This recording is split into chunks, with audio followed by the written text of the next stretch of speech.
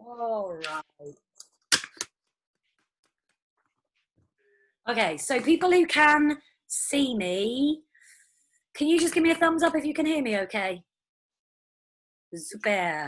Okay, good. I look super overexposed, but it's because I've got a ring light and I'm obsessed with it. So I do everything in front of the ring light now.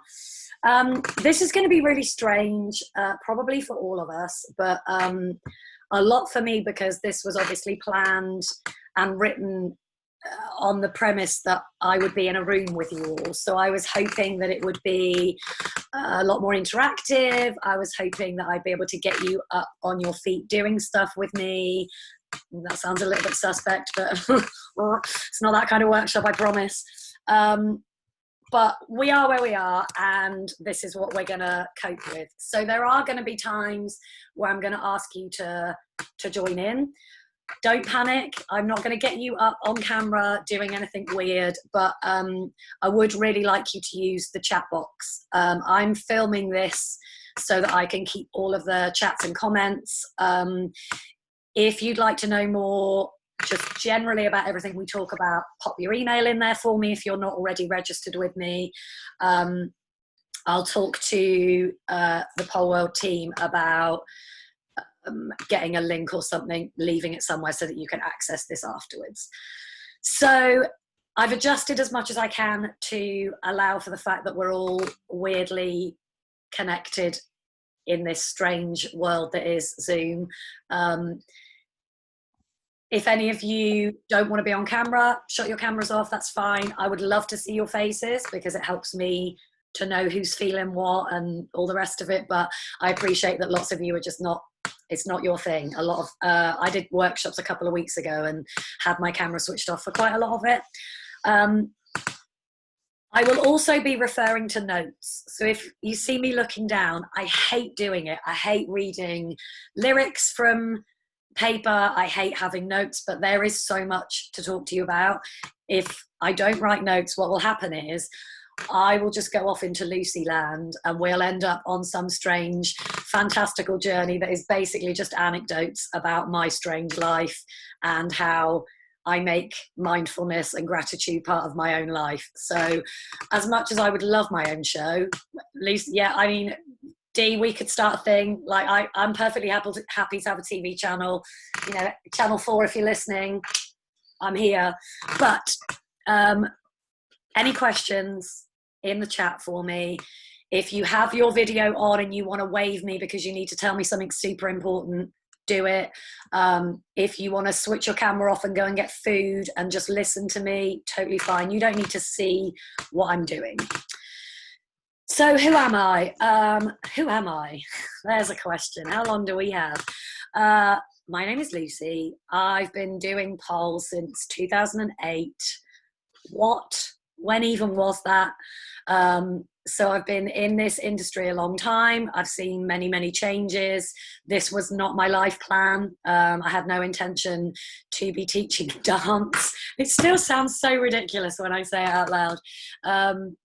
I used to ride horses for a living and that was my life's plan. And various things happened along my journey that led me to here. And it turns out that this is where I'm supposed to be. So who knew? So I'm obviously qualified to teach pole. I also teach Pilates. I teach twerk and I am a huge mental health advocate. I work at the moment as a crisis volunteer, and mental health is something that I would like to get into in a more career sense. But for now, it's just something that I'm really, really interested in. And I think the last few months, maybe even more so than I ever have been in my life for various reasons. So my background is not in dance. I have no formal dance training whatsoever. I've never taken, apart from pole related stuff, I've only taken one dance class in my life, and I do have video of it somewhere. I will probably never be sharing it because it is quite possibly one of the most embarrassing things I've ever done in my entire life. If you've never taken a dance class, don't go to a dance conference and do a ballet class. Don't do it, people, because they all know what they're doing. You do not. Shameful. So I've done some qualifications in mental health awareness. I've done some qualifications in mental health and sport. I volunteer with Mind. So I'm dipping my toes into lots of things at the moment to try and find what works for me. And that's a lot of what we're going to be talking about today. So what is the seminar about? It's called Surviving Isolation, and I still feel like that's relevant. It's maybe slightly redundant as we're moving on and on and on, but it's still very relevant because I think although we may be released from lockdown, the emotional barriers that we've faced because of the situation, I think, are going to remain even once we're allowed out. I think there are going to be a whole host of other things that we're going to have to cope with. And although this is aimed at you surviving this period of life and getting on to the next period, it's also stuff that you can use every day. Like, it's not like, oh, okay, lockdown's over, I'm going to stop being mindful. This is an everyday thing. And for people who are completely new to it, what I would really love you to do is any of the references I make to self-development, self-growth, mindfulness, kindfulness, gratitude, any of these things, you'll realize that I'm referring to them as practices. There's a very good reason for this, and I didn't understand this before. I never used to understand why people called meditation a practice, or yoga. I'm going to my yoga practice. Well, you're not. You're going to a yoga class. So what's that all about? It's really simple. It's because you have to practice. It's just, I want you to look at it just like flexibility. So just like you're stretching, if you don't do it, you won't get any better at it. You're not going to wake up one morning and be like, oh, I can meditate for 30 minutes. It doesn't work like that, kids. I'm sorry. Little and often, it's a steady process. And like with therapy, hairdressers, beauticians, you might have to try a few before you find something that works for you. You might try something and be like, oh no, that was way too airy-fairy for me. For some of you, some of it's going to be, there's probably a PC way to say this, but some of it will be too hippie for some people. And I'm very conscious of making this something that is accessible for all of you. God, I love that word at the moment. Anybody who came to my self-care seminar last year, we are basically expanding your toolkit. So I'm going to give you 4 or 5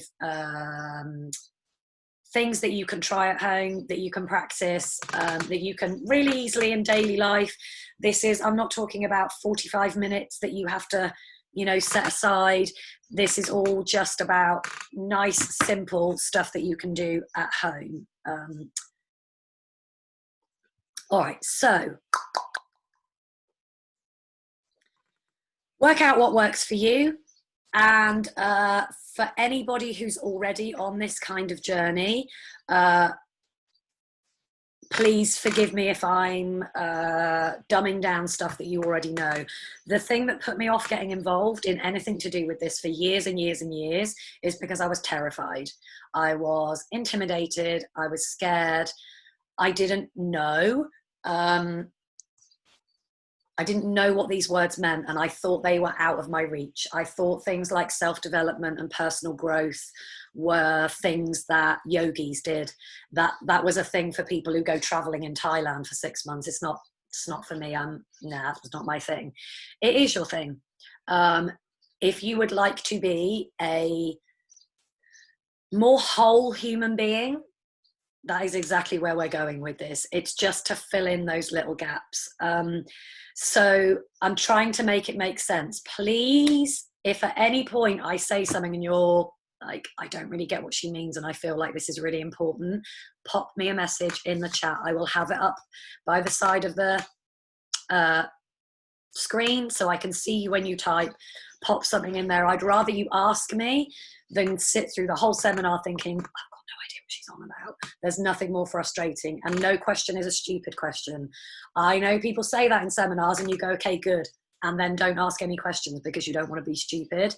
Ask me anything. Anybody who's done anything with me, training or socially, will know that in my life there is no such thing as stupid. If you have a question at any point that is not a sort of one-word answer, please also leave me your email and I will send you a more complex response, or we'll have a Zoom together privately. No charges or anything. It's not going to cost you anything, but some things are not something that I can answer to a whole group. In the title of the seminar, I mentioned kindness and gratitude. Now, you'd like to think, wouldn't you, that kindness and gratitude are not the kind of words you need to explain to people, or that you need to give people guidance on. But they are the kinds of things I've found over the last maybe 10 years get swallowed up in life. Like, you get to the end of the day and you're like, okay, I just need to sleep. You don't have 2 seconds to think about things that you've been grateful for, which also means you're not spending any time thinking about the things that are good in your life or the positive. You get to the end of the day, you put your head on the pillow and you go, Christ, I've got to do it all again tomorrow. And now, even more than ever, that is a thing. And I think now more than ever, people are probably struggling their hardest with gratitude. Everybody is living their own reality right now. And I want you to be very aware that this is not a comparison. This is not an hour that you're going to spend comparing your experience to somebody else's, because what is one person's reality for another person is going to be completely different. Some of you will have coped all right. Some of you will have been an absolute disaster. You might have completely similar lives, but this is all based on your experience. So take this, anything that I give you today, in relation to you. Don't worry about everybody else. Just worry about you. I can see there's some instructors here that I know.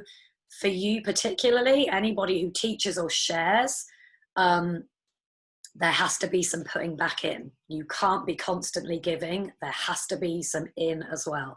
And that's hopefully what I'm going to help you with. So for the first 5 minutes, and this is literally going to be 5 minutes, it's not going to be long. I have been recently exploring something called breath work. And again, what? Somebody teaching you how to breathe? Like, are you insane? Do you have money to throw away? What is wrong with you? Breath work is different techniques of breathing and different ways of what I call, there's probably a technical term for this, but I call it getting inside myself.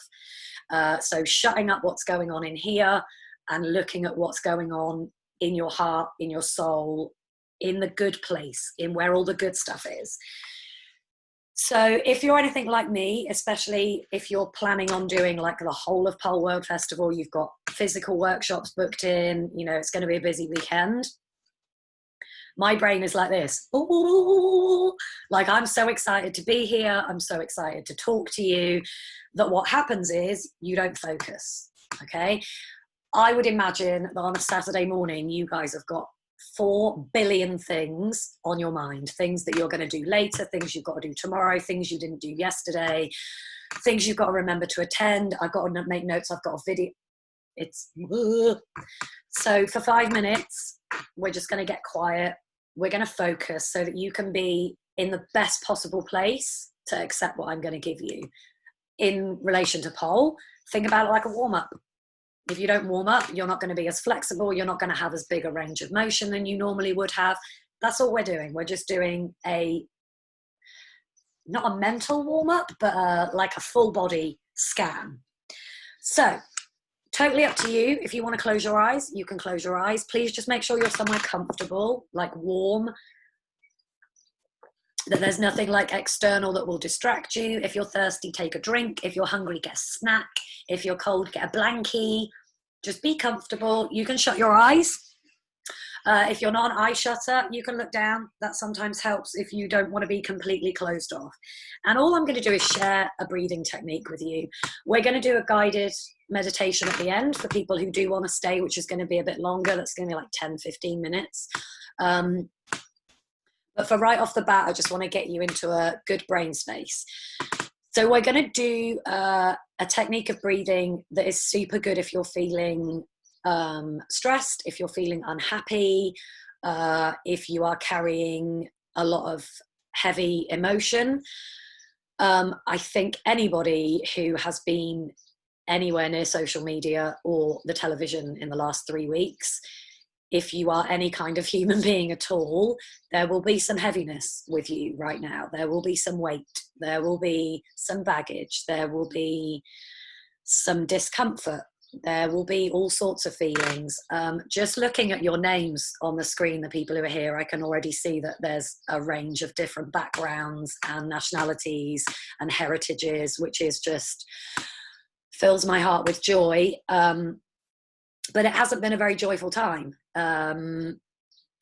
People are learning things about themselves that they didn't know, and I'm pretty sure I'm not the only person who is learning things about people that they thought they knew that maybe doesn't sit too well with them either. We're going to come to this a bit later on, but what I want to do is get you into a headspace. So go with me, be open-minded.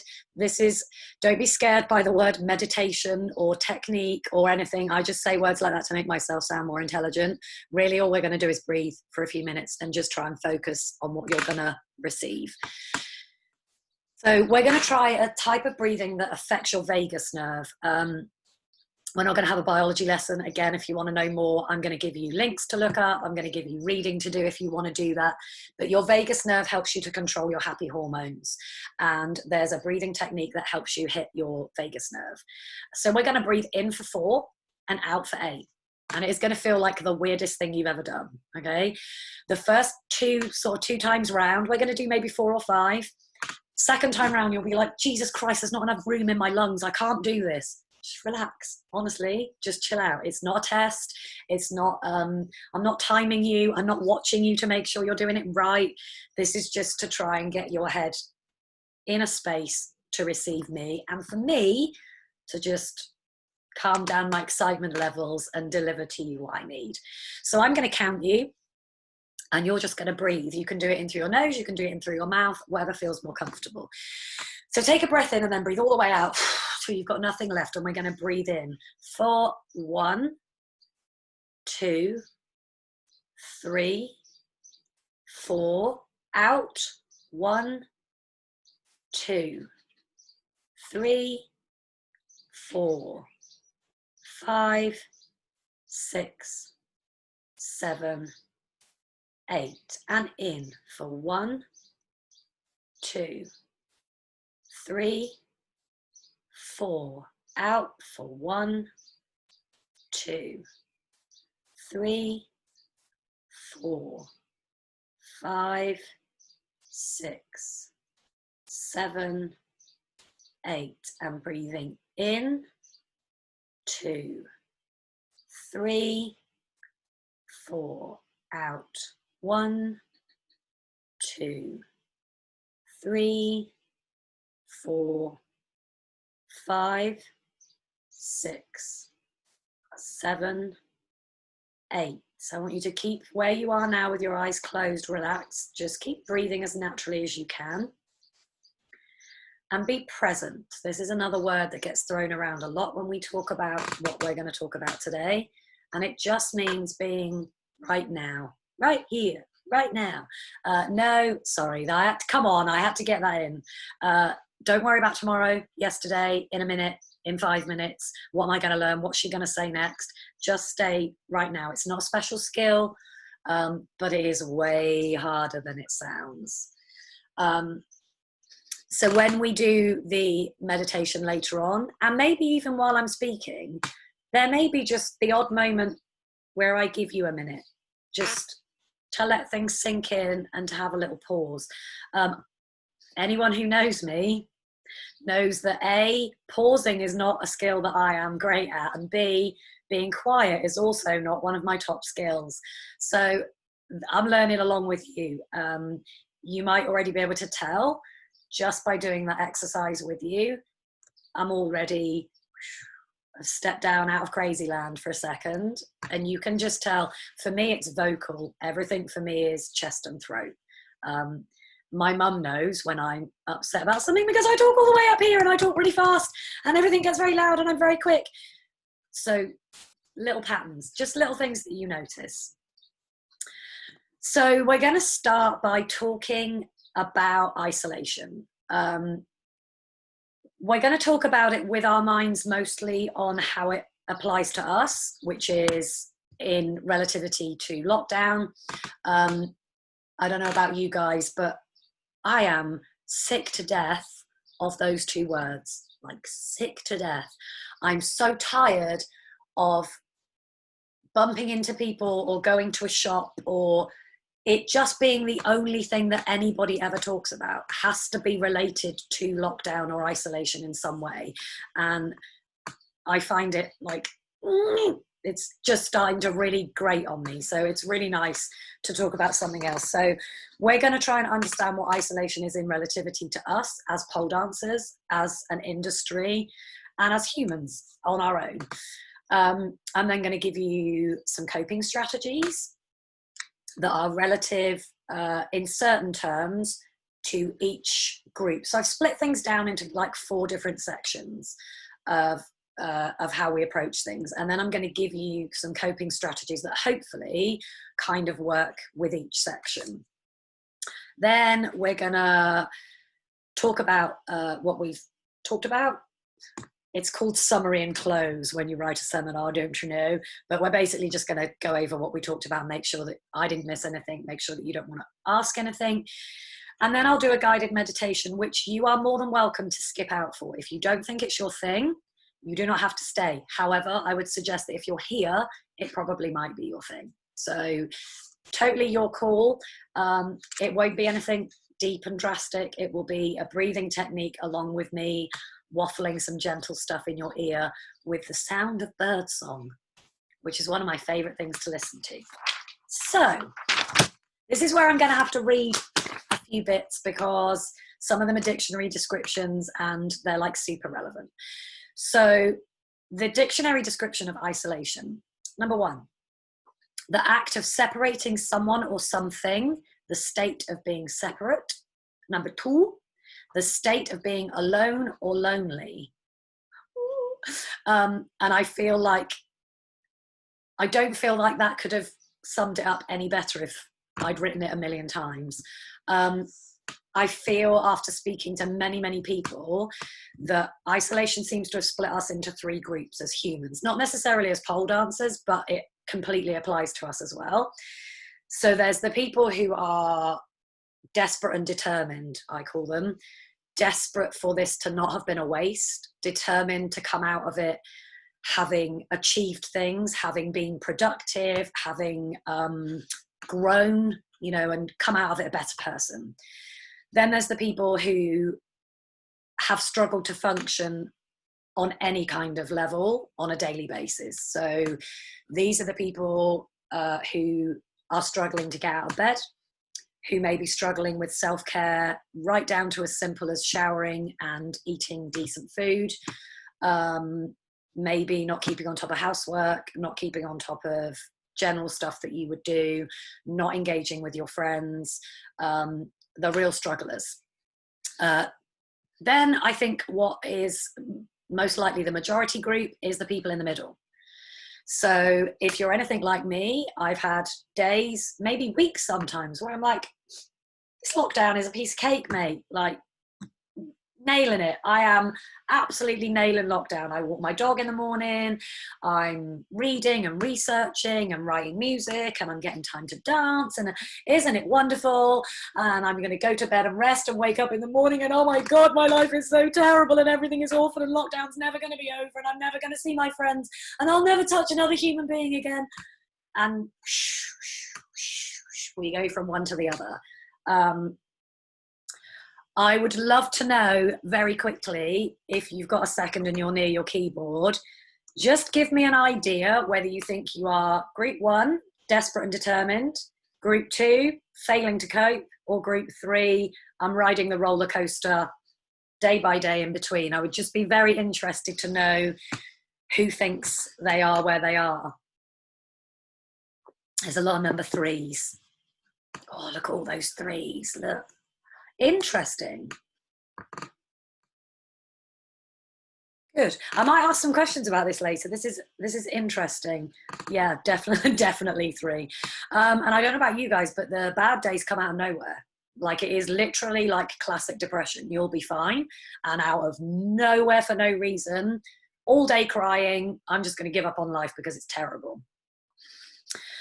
So I feel like people are struggling so much with it because as a society, not polars, but as humans, as a society, we struggle to be. People are like, sorry, what now? Did I miss the end of the sentence? There are so many of us who are incapable or uneducated enough to sit with themselves. I don't mean watching a movie on your own because your boyfriend's out with his mates for the night. That's not what I'm talking about. I mean genuinely sitting with yourself. No outside stimulus, no TV, no social media, just being with you, right? And isolation has given us days and days and days and days and days of that, of you just being, which is great. If you're a person who likes yourself, winning at life, mate. 3 months just to focus on me. This is brilliant. Sure, I believe you.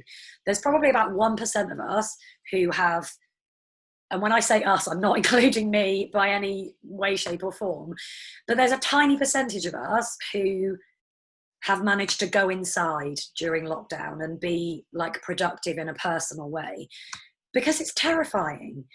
Being with yourself is like holding a magnifying glass onto all the things that you don't like about yourself.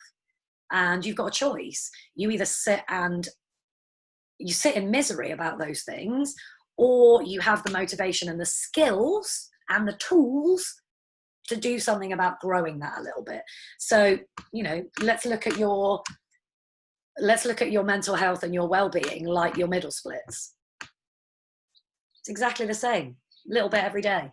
A 4-hour stretch session once every fortnight is not going to get you your middle splits. You know this, I know this, every stretch coach you've ever been to knows this. If you did 10 minutes on your middle splits every day, 6 days a week, I guarantee you within 3 months, you'd probably be pretty much there. And if you weren't, you'd be as close as damn it. So I also did a really brief Facebook survey, which a load of you answered, and I'm so grateful. Thank you so much. I know like social media has been full on since we've been in isolation, and people have been asking you to engage in so many things. So I'm really grateful for you taking time to do that. I was really surprised. I had assumed that the word that would come up the most to describe our collective experience would be anxiety or anxious or depression or sadness or something in that group of emotions. And the most used word by poll peoples was unmotivated, demotivated, which I found absolutely fascinating. I know that as an industry, we tend to be pretty proactive as people. But that really, it did shock me quite a lot. And I think from talking to a bunch of you, it seems like the major stressor for a lot of you has been not being able to find the motivation to stick to your routines. Your eating plans, your stretching plans, your training, whatever it is for you personally. I have found that a lot of us need to physically remove ourselves from our homes and go to a place of worship, like your pole studio, which is where we worship what we do. For a lot of people, they need to get out of their house, go to a venue to get into the headspace to exercise, and to get into a headspace that allows you to be your best. And at the moment, we can't do that. So I've tried to narrow our collective feelings and thoughts into separate sections. There's 4 of them. And I think what I've tried to do is think of ways or words that sum up our collective experience. I'm very aware, God, I'm so aware, especially after the last few weeks, I can't make this seminar applicable to everyone. Okay, I'm trying to encompass you as a collective. So what I think your thoughts and experiences will have been as a group mostly. That's going to leave minorities. It's inevitable. I can't help it. And as much as I've tried to avoid it, I'm very aware that it might happen. So what I would love you to do, if you feel like you haven't been represented in this seminar, or you feel like there are parts of your life or culture or world that I could represent better, please don't stay silent. Tell me. People can only learn if we talk. So people who know me know that I love feedback, negative, positive, I don't care what it is, chuck it at me. Open Door is my middle name. Oh, that's so cringe, but I love it. Again, put it in the chat with your email address if it's a little bit complex. I would love it if you're not already on my self-care mailing list. Stick me your email address in chat because I'm going to send out some follow-up stuff after this. So before we go into depth on the topics, the most important thing that I want you all to remember in terms of your own self-development, there's 2 words that I really love: notice and acknowledge. Okay. And as I've thought through this seminar and written draft after draft, those 2 words come up in life over and over and over and over again. And yet I don't think we pay any attention to them. What does it mean? It means, in a practical sense for you guys, which is the only way I'm going to talk today, 60 seconds here and there. It means in the same way that when you're stretching or doing a warm-up physically and you do a head-to-toe body scan and you're like, okay, that's a bit ouchy and oh, that's a bit stiff today, you're going to do the same thing with your emotions. So the next time you go for a wee, okay, I'm fairly certain that the majority of us don't take our phones to the toilet. I know some people do. Try not to. Don't take it with you. And for that minute 30 that you're on the toilet, just stop for a sec. Think about what you feel. How are you feeling? I know that sounds really obvious, but the reason I'm spelling it out is because I don't do it. And I consider myself quite educated in terms of emotional intelligence and different ways of accessing it. And I consistently have to remind myself to check in all the time. How do I actually feel about this? Not how do I feel like I should feel? How do other people think I should feel? How do I actually feel about this? And in relation, I think more to the things that have happened over the last 2 weeks, even than isolation and lockdown, you are the only person who has any control over your feelings. You might feel like other people do, and you might feel like you allow other people to have control over your feelings, but they're yours. They're not anybody else's. So all I want you to do when you're on the toilet, you will now forever be thinking about me when you wee. You're very welcome. Think about what you're feeling. I could write a whole other seminar on the difference between thinking and feeling, about the difference between thoughts and emotions, because it's something that I've been in therapy for years over. I find it incredibly hard to tell the difference between a thought and a feeling. And in my mind, a lot of the time they get meshed together and I can't separate one from the other. So as dancers, you would think that this would be simple for us because we spend our lives and most of our financial, spends on putting our feeling into dance. So I know you not know how to feel. I know you know that. But I also know that you never stop to ask yourself, how do I feel right this second, right now? So that is your homework, is your 60-second check-in. Toilet, while you're waiting for the kettle to boil. That first sip of coffee, put your cup down and go, okay, how do I feel today? Go from the top to the bottom and do nothing. I don't want you to do anything about it. I don't need you to fix it. I don't need you to worry about it. I just need you to go, oh, God, I feel super stressed today. Okay, cool. What's next? I find for me personally, saying out loud really helps. I'm a storer. I like to store everything in here, and then I like to push it down a little bit lower so that I can ignore it and it will go away. Hands up who's tried that technique before. How did it work for you? Yeah. No? Okay, I'm with you. I feel you hard. Don't do anything. It's not a fixed situation. You just need to notice. That's the first step. How do I feel? Okay, cool. Next. The other thing I want you to remind yourselves, and like this applies to men and women, but for some reason, women just seem way worse at it. Way, way worse. Be nice. Be nice to yourself. And if you're not an inner child person, which I'm not, I can't do this whole speak to your 5-year-old self thing because it just freaks me out. Speak to yourself the same way you would speak to a close, trusted friend. So think about how you would talk to your best mate and do it for yourself. You would do it for them. Why would you not do it for yourself? How are you feeling today? Do you want a snack? Do you want a nice long bath? Shall I light a candle? Do you want me to open some wine? You know, be your own best friend. It's cheesy and it's cliched and it's cringe, but it's true. Okay, so waffle. We're into the 20 minutes, which is the most important. So I'm going to talk about the headings, the things that we're worrying about. And I've tried to group those together into 4 sections that I think most people will understand.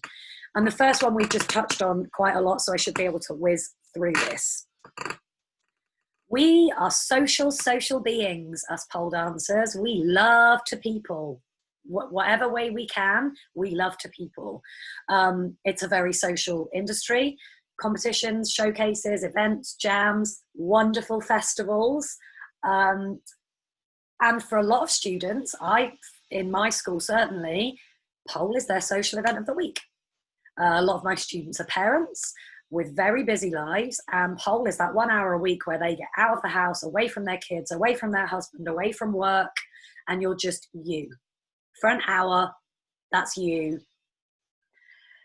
And I think lots of us don't have any other coping strategy. Lots of us found pole, and pole fulfilled so many things for us physically and emotionally. And we found these people who got us, who we didn't have to explain ourselves to, who we could just be fabulous around and nobody would say anything, which is brilliant.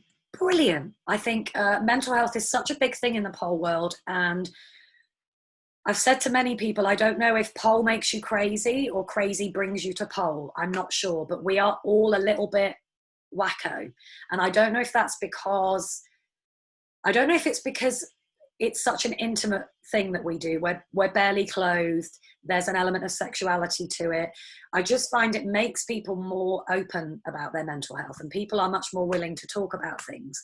So if you then take away your one coping strategy that you've developed over the last however many years, a lot of people just have nothing else in place.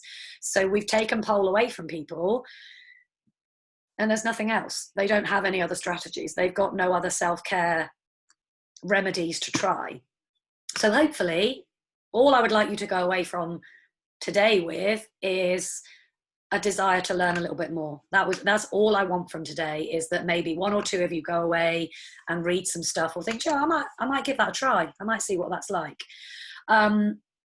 Please remember, we're talking specifically about the pole industry. So I don't want to undermine the struggle of so many other people right now. But this seminar is specifically about you guys. So isolation and loneliness, we've covered quite a lot of that in our warm-up chat. Anxiety, again, you are not there is no necessity for you to share with me, but if you have struggled with anxiety through lockdown, I would love you to let me know. I get anxiety anyway. Outside of lockdown, I struggle with it here and there. Nowhere near as bad as it used to be, but I know that a lot of people have only just started to know what anxiety is because of lockdown. And I don't think I've ever been more grateful to be a long-term sufferer of depression and anxiety, because lockdown wasn't a shock for me. I'm used to these feelings. I'm used to having days where I don't want to leave the house and I don't want to see people and I don't want to talk. But for people who have never experienced those feelings, I cannot begin to imagine how bad this has been for you. Again, anxiety is a whole other seminar. I could talk for hours about it. It can make you feel more lonely and more isolated than you already do. And it can be crippling, literally and physically crippling in every area of your life. It can affect your eating habits, your leisure habits, like how you exercise, how much, where, all the way up to physical habits like self-harm. Anxiety is one of the root causes of self-harm. It can manifest itself as worry for your loved ones, worry for your own life, for your future, for the greater world and community, for your financial situation, for what lockdown is going to look you know, what life is going to look like after lockdown. I've had the most serious bouts of anxiety in lockdown about after lockdown. My anxiety is that when the world is open again, I'm not going to be able to cope for a little while, because there's going to be so much, and we've been reduced to so little input right now, and everybody is going to want to see you, and everybody is going to want to do stuff, and everybody is going to want to be social. And when I think about it, I get like, oh, I don't know if I'm going to be able to cope. So even when we come out of lockdown, there are things that are going to affect your levels of anxiety. It's heightened by the wonderful world of social media. Yes, I live a lot of my life on social media. It doesn't mean I like it. If I did not do my job, I would be off it tomorrow. I actually deleted Facebook this week, and good Lord, it's one of the best things I've ever done. I would highly recommend it. We're going to talk about it later on. Yeah, I know, you hear me, right? Fake news, scaremongering, misinformation, challenging from your friends or people that you thought you knew on your opinions, you reading other people's opinions and being like, oh, Lord Jesus, how am I ever going to face this person again? A need to justify your own position to other people. It goes on, and I feel like the last few weeks, a lot of you will have been feeling a lot of that stuff. Particularly finding out that people that you really love and respect don't have the same viewpoint as you on things that are really, really important. And then that leads you into the whole conversation with yourself, where you have to decide if you're going to do anything about that or not. And you will all know what I'm talking about. I'm not going to like spell it out for you. Again, I'm here to chat for most of the rest of the day if any of you want to talk about this with me later on. But as if lockdown wasn't enough, there are so many other emotions right now, so many. Which leads us very neatly and unintentionally, actually, because when I wrote this seminar, all of that other stuff hadn't happened yet. And it wasn't even, I think this would be a very different seminar if I'd written it 6 weeks ago rather than sort of 4. Stress and panic, very similar to anxiety, same kind of symptoms, same kind of physical reactions. I would say that anxiety tends to be more acute. It tends to be more situational. Stress and panic tend to be can be more chronic and more long-term. But just like anxiety affects your entire lifestyle. Again, anyone who knows me, I've got a bit of a special relationship with cortisol. Cortisol is part of your adrenal system, and it drives your fight and flight response. So it's the thing that makes your heart beat when you're scared, to get you ready to either bugger off or put your dukes up. Okay. And you can take away the physicality of that, and that still exists in your life. There are situations daily where we have to choose to step away or put our dukes up and give somebody a bop on the nose. Some of you who are heavily invested in social media will probably have spent the last 2 weeks doing both of those heavily. Cortisol is the devil. Cortisol is like, when it's in a bad situation, is like aspartame, for those of you who know that wonderful additive.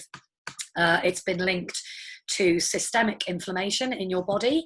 So if you suffer from any conditions that are inflammation-based, fibromyalgia, rheumatoid arthritis, anything like that that is based on inflammation, this could be related to cortisol. It puts a strain, stress. It's a word that we throw around now. Oh God, I'm so stressed. Oh, life is so stressful. Oh, this is so stressful. But I don't think a lot of us actually understand what stress is and what it does to you. It puts a strain on your relationships. It affects your sex drive. It obviously raises your cortisol levels, which can then lower your immune system. So you'll start getting poorly all the time and not know why. I feel like, particularly at the moment, studio owners and instructors, your stress levels must be through the roof. When do I open? Do I open when everybody else opens? Am I going to lose customers if I don't open when everybody else opens? Am I doing the right thing in terms of risk? Do I have the same risk as the studio down the road? Am I going to have any money left? Can I afford to reopen? Can I afford to not reopen? If you're not a studio owner or an instructor, that's what your studio owners and instructors have been thinking about. It is relentless and never ending. And finally, my last sort of heading, self-image. Self-image. So most of us have some form of physical maintenance, whether that be nails, waxing, brows, lashes, hair extensions, Botox, whatever your thing is, we all do something. I have a side shave. Not anymore, I don't. No, I don't anymore. So I'm going to talk about a personal sort of situation so that you can have something to relate it to. I've had a side shave, this side for 10 years, this side for about 6, maybe not so long. I had this side done not that long ago. And I've never grown it out, ever. For the last 10 years, I've had a side shave. Now, obviously, since March, I've not been able to see my barber. And I now have a side shave that is so long, I can tuck it behind my actual ears. That is where we are right now in the story of the side shave. That might not feel like a big deal to the average person. So your side shave's grown out. Get over yourself. True. However, every time I look in a mirror, every time I take a photograph, every time I film myself dancing, this is all I can see. It doesn't matter how great my face looks with my new ring light. It doesn't matter how brilliant I feel now that I found the Make Yourself Prettier button on Zoom. That's a thing, people. Hit me up afterwards. I'll fill you in. I hate it. I feel ugly. I feel like my face is fatter. I don't feel like myself.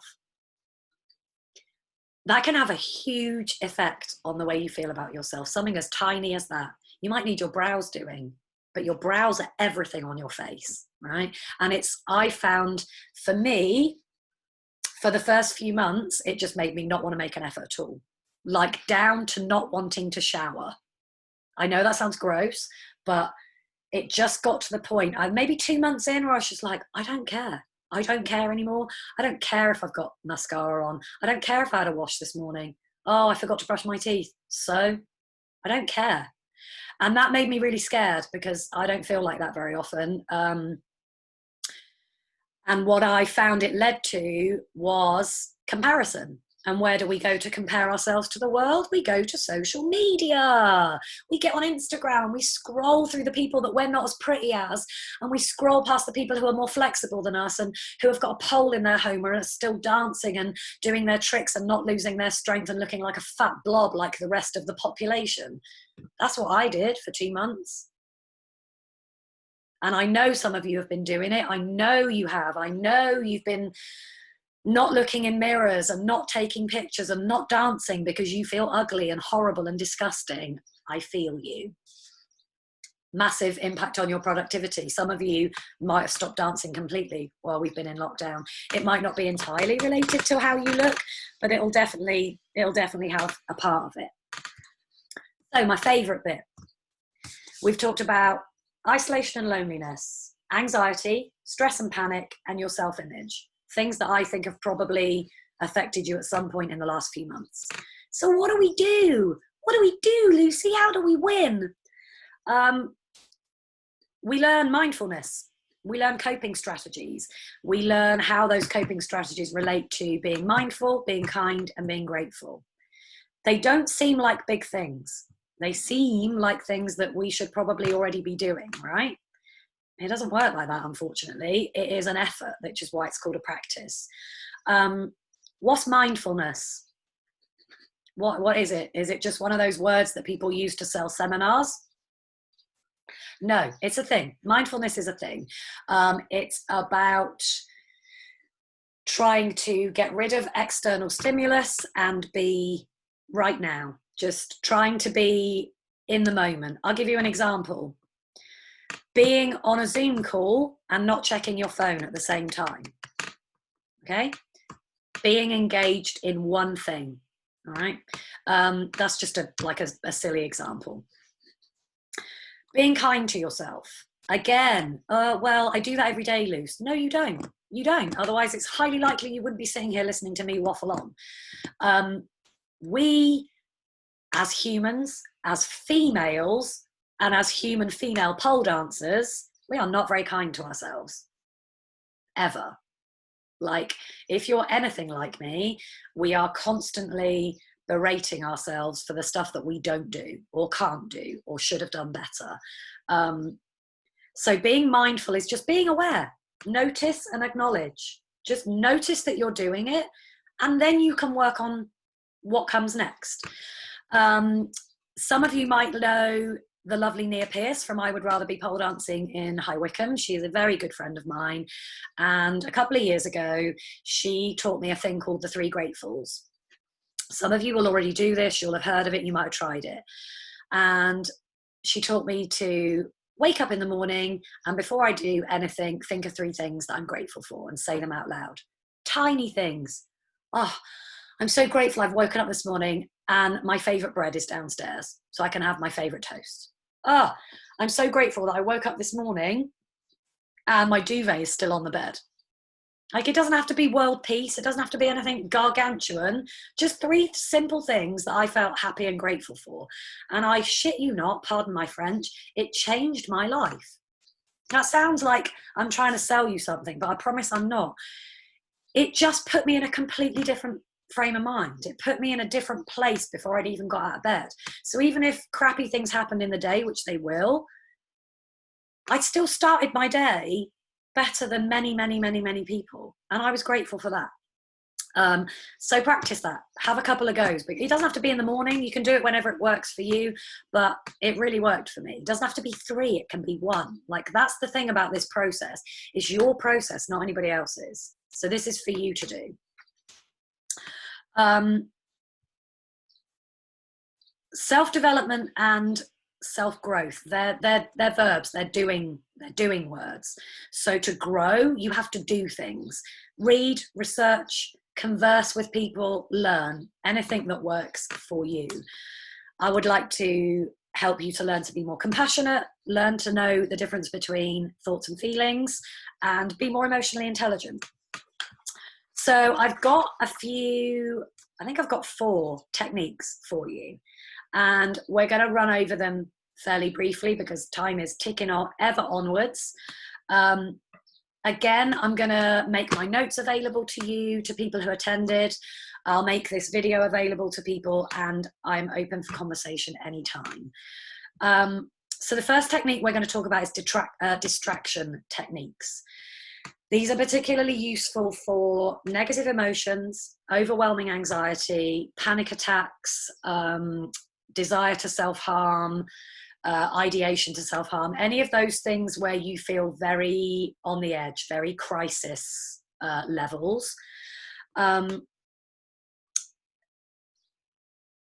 Also useful if you are a whinger. If you are a negative person and you whinge, you can use this technique. I know it sounds random. So some of you will have heard of the rubber band technique, okay? Particularly if you self-harm, this is super useful. Hairband or a rubber band, whenever you feel that emotion rising, snap, snap, snap. What does it do? What's the point? Why would I smack myself on the rib? How is that going to help? Because it brings you back to present. So when you get anxiety, those of you who understand or have felt anxiety, it's like a tornado building, and it starts small and then it does this. And it comes higher and higher and higher until it gets to your throat, and then you feel like you're going to be sick, and then it gets to here and you think you're not going to be able to breathe. Rubber band technique is a way of stopping it before it gets that far. If you are a person who whinges or is negative, every time you say something and you realize that it's a negative comment, snap yourself. It's like Pavlov's technique from psychology all them years ago when you learned A-level psychology. It's a response connection. So feel anxious, snap my band, brings me back to the present. It's really simple to do. And it's almost like dog training. It's like just bringing your focus back to where you were.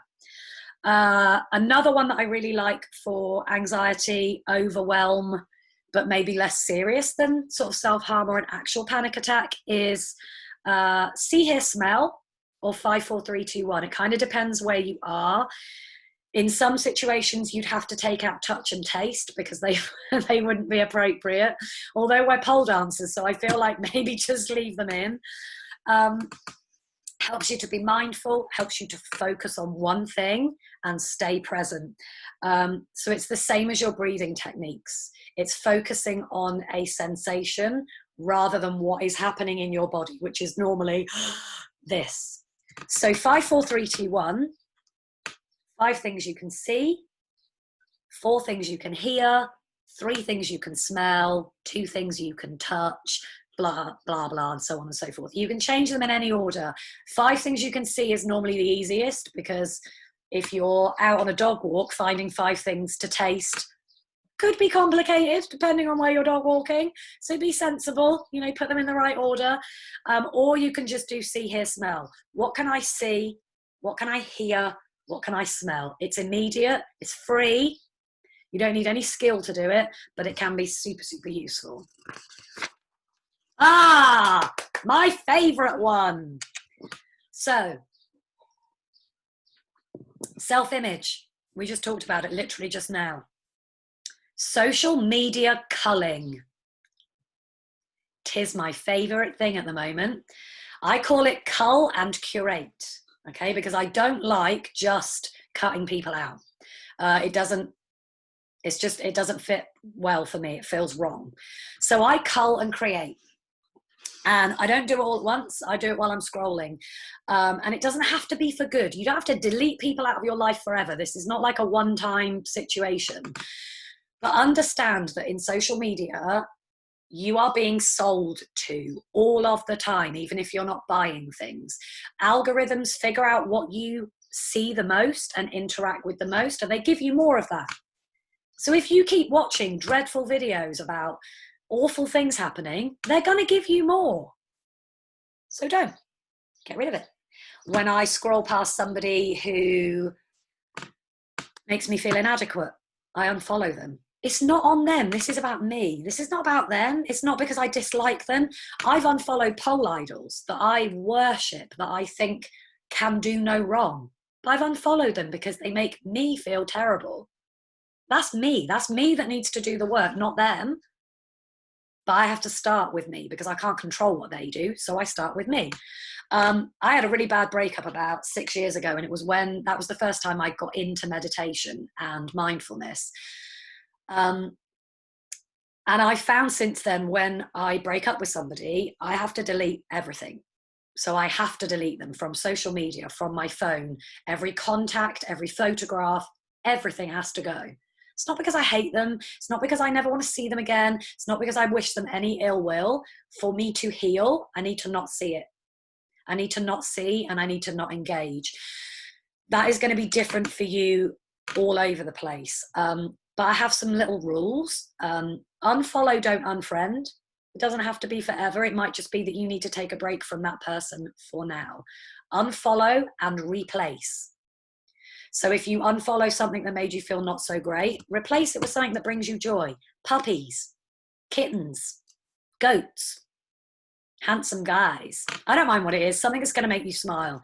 And it is controversial, but even with the polers that you love, that you pay £70 to do a workshop with, if you scroll past your timeline one day and you see that they've commented on something or said something that makes you go, ooh, unfollow them. No one will die. Everything will be okay. They're not going to know. They're not going to hate you. They're not going to go through their Facebook at night and go, oh my God, Dominique's unfollowed me. I'm never speaking to her again. It doesn't work like that.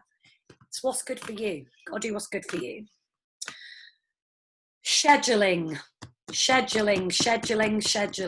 I have to diary in time to diary. I'm not even joking, right? I have a set space to schedule my week, month, whatever.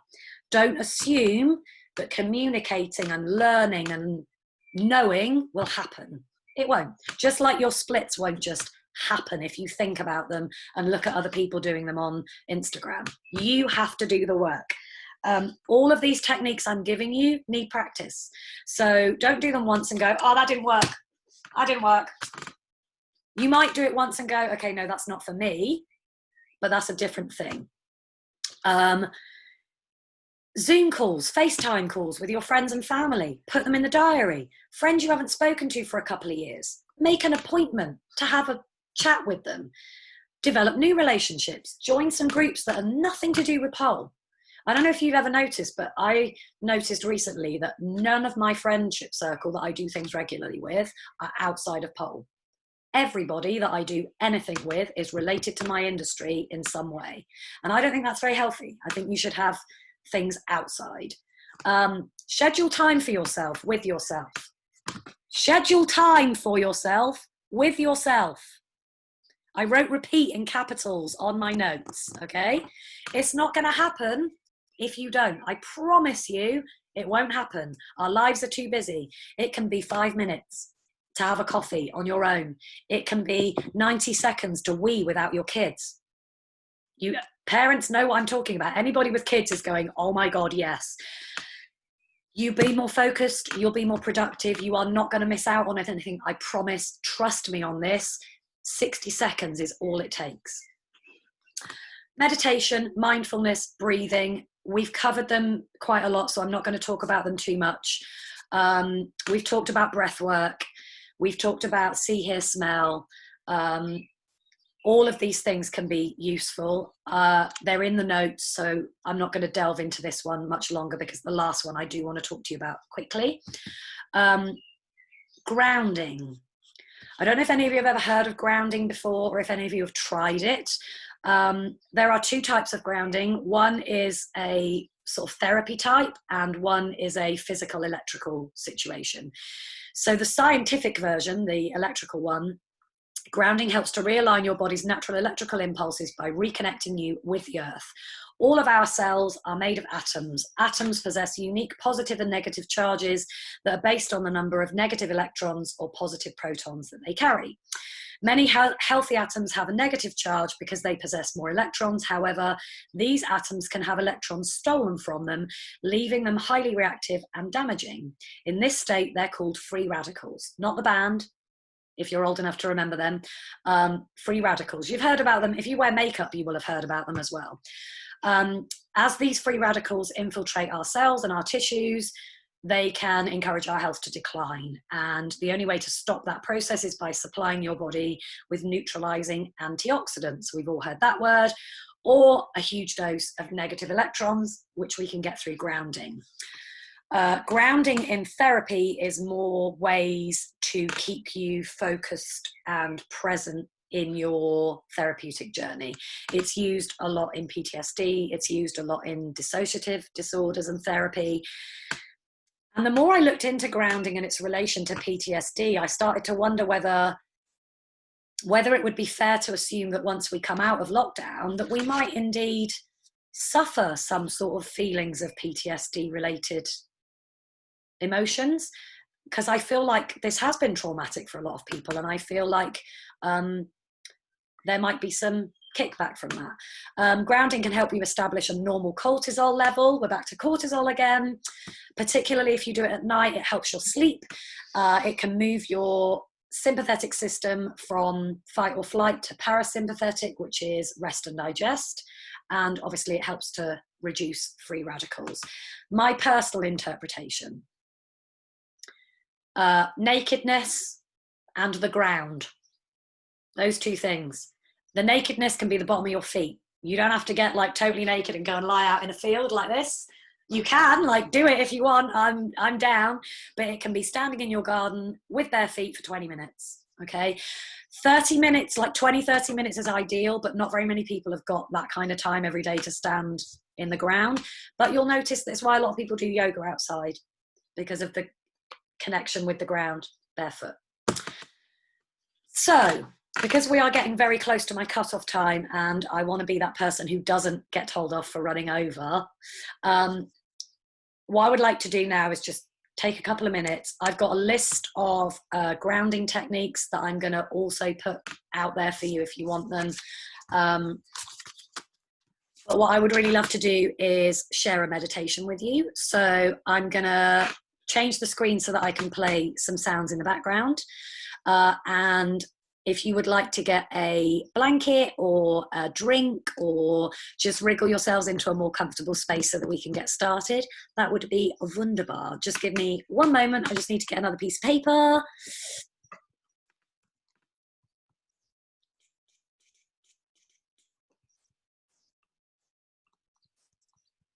And find my music.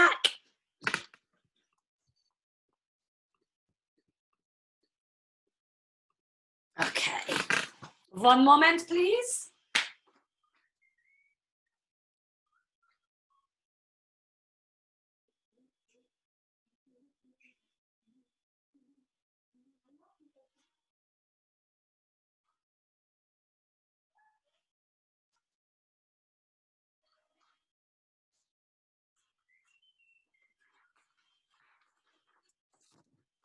All right. I love it. Some of you are getting super comfy. All right, so again, just like before, you can lie down, you can sit up, you can close your eyes, you can look down, you can wrap yourself in a blanket. I do not mind what you do. Just go with me, be open-minded, and try and relax as best you can, even with my creaky chair and table. I must fix these.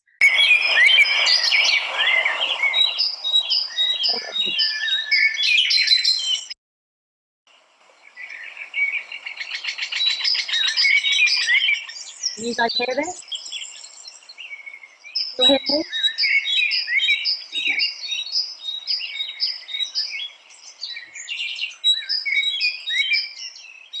Birdies are very loud.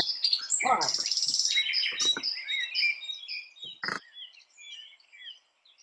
So what I'd like you to start with is just breathing in through your nose and out through your mouth.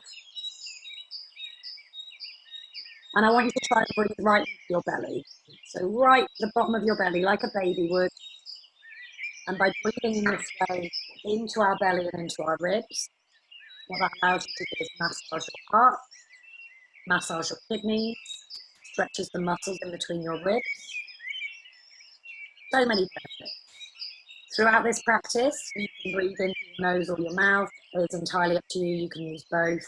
I do not mind at all. But what I want you to try is to breathe in a circular motion. So naturally when we breathe in and pause, and we breathe out and pause. We're going to take that pause out. So I want your breath to be a continuous loop. And again, for a couple of minutes, you're going to be really focused and you're going to be thinking, I'm not doing it right. This is really hard. I can't breathe without pause. Please just relax. This will come. I'm going to give you plenty of time to get there. So in your mind, I just want you to picture a tree. Any kind of tree that you wish. And I want you to imagine that you're standing maybe 10 feet back from the tree in a field with long grass. It's a beautiful day. You know, like those days that we had a few weeks ago where there's not a single cloud in the sky and it's warm but not too hot. There's a breeze and everything is just so green. Everything is so green and so bright and vibrant. And you start to walk towards this tree that you spotted. You can feel the grass brushing against your fingertips. You can feel the earth warm under your feet. And as you approach the tree, I want you to draw your gaze down to the base where the roots meet the earth.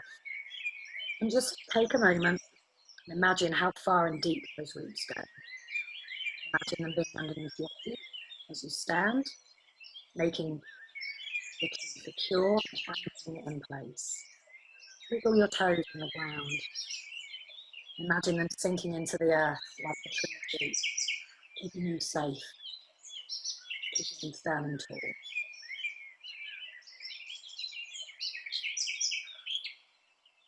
Now I want you to slowly let your gaze travel upwards and look up into the branches. See the thousands of leaves gently stirring in the breeze. All the different colours that You can see all the shades of green. Think of a shelter that the branches and leaves offer, and that will protect the earth underneath your feet. You see how the sun filters through the leaves and makes patterns on the ground.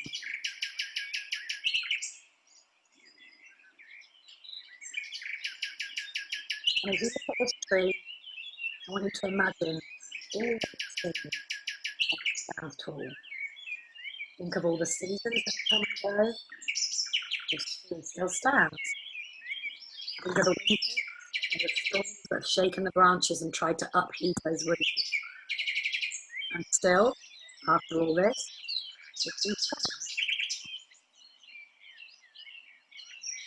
I want you to try and imagine yourself like that tree, anchored to the ground, protected by your branches, held firm by your roots, weathering every storm, and still standing.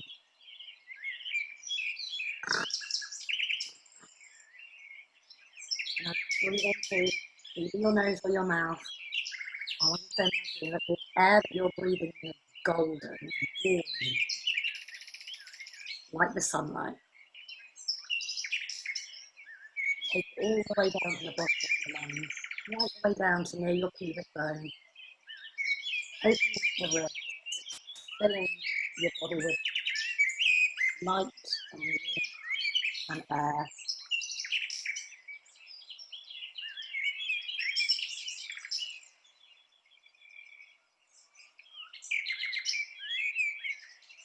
Stay with the moment. All of the things that you're worrying about will still be there when you're done. Right now, this is about you. Just finding that tiny moment in your day to be strong.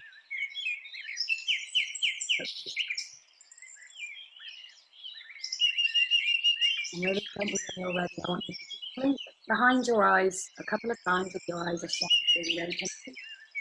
And when you do open them, do it really slowly. And just give yourself a minute of really with the breathe.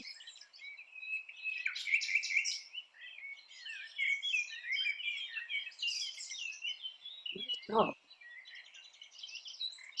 Just try, although you're not going to be able to do circular breathing for the whole day, just try and have those moments today where you'll think about it. You know, maybe you'll be about to wash up, like, oh, I've got a quiet moment. And just bring your breath back to that circular breathing. A lot of us, when we get stressed, we breathe up here, right up high in our chest, and the breath becomes very quick and shallow. So even just for 30 seconds, just by pushing that breath a little bit lower again, you're going to change the way you feel. We could have done that for another 20 minutes at least. But I'm trying to be on time, because when you run an event, people who run over are really annoying. So please leave me your email addresses in the chat, or I'm sure Jem will take email addresses if you don't manage to do it quickly enough and get them to me. I'm on Facebook, I'm on Instagram. You can message me anywhere. You can email me, lucy@lucypole.com. I'm going to make all of this stuff available for you, but if you want to have a conversation about anything that we've talked about or anything that we haven't talked about, please, please, please get at me. You won't be annoying me. You'll never be, you know, disturbing me. I want to hear from you. And just really quickly, I know I'm a minute over, but I just want to say an absolutely enormous thank you to Jem and her team. If any of you are attending who have never organised any kind of event before, organising an event is a ball ache. Moving a physical event online with about 2 months' notice is ridiculous. I don't know how they've done it, but it is every bit as slick as my first attendance at the Real exhibition last year. If you've never been to the actual physical festival, next year you have to go. One of the most productive things I've ever done in my life. So Jem, you and your team are like amazing, and I'm genuinely so privileged to be able to come and do this. I am very grateful, and I'm really, I can't even tell you how grateful I am to everyone who turned up. I was so nervous that I would be sitting in a Zoom room with Jem, like, okay, no one's here. You've all got plenty to do in your lives, so for you to spend an hour with me, I'm like genuinely grateful from the bottom of my heart, and hopefully this will open some conversations. But I love you. Have a great festival, and hopefully see you next year on a real stage with real people. Thank you. We're so grateful having you. That was amazing. Thank you, guys. I'm going to have to end the meeting, but thank you, everyone. Bye. Have fun.